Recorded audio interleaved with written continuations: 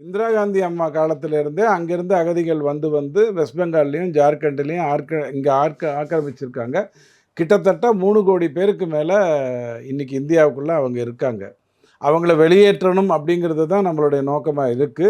நீங்க 1931 சென்சஸ்ல பார்த்தீங்கனாலே, அன்னைக்கே 9,00,000 பேரு பங்களாதேஷ்ல இருந்து இந்தியாவுக்குள்ள வந்ததுங்கிறதெல்லாம் நம்ம பார்த்திருப்போம். ஆக நம்ம பங்களாதேஷையும் கண்ட்ரோல்ல வச்சிருக்கோம். இந்த பாகிஸ்தானுங்கிற இந்த தண்டசோறு என்ன பிரச்சனைன்னா, அங்க இருக்கக்கூடிய மக்கள் எந்த தப்பும் பண்ணல. நல்லா புரிஞ்சுக்கோங்க. அங்க அந்த மதமோ, அந்த கான்ஸ்டிடியூஷனோ தவறான ஒரு விஷயத்துல இல்ல. அங்க ராணுவ ஆட்சி நடக்குதுங்கிறது தான் மிகப்பெரிய பிரச்சனை.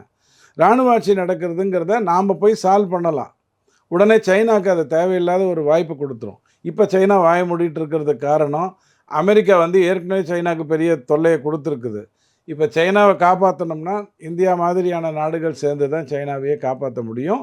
அமெரிக்க தொல்லைக்கு, சைனாக்குன்னு ஒரு மகத்துவம் இருக்கு. அதெல்லாம் வேற விஷயம். நான் சொல்றது இந்த அமெரிக்கா குடுக்கக்கூடிய அந்த தொல்லைக்கு நாம தான் பண்ண முடியும். அப்ப சைனா வாய மூடிக்கும். இது எதுவுமே தெரியாம அங்க இருக்கக்கூடிய முட்டாள்கள் வந்து, இந்த மாதிரி மறை கயண்டவர்கள அனுப்பிச்சு வச்சு ஒரு வேலைய செய்றாங்கன்னு சொன்னா, அவங்களுக்கு பாடம் கத்துக் குடுக்கறது நம்மளுடைய நோக்கம் இல்ல. அவங்க கிட்ட புரையோடி கிடக்கிற விஷயத்த வெளியில நீக்கணும். இவ்வளவுதான் அவருடைய விஷயம். எல்லா நாட்டையும் நான் ஆண்டுட்டேன். 19 தேசத்துல உயரிய விருது வாங்கியவர் மோடி. இவங்க யார் போய் எங்க பேசினாலும், அந்த நாடுகள் வந்து மோடிக்கு சப்போர்ட்டா தான் நிக்கும்.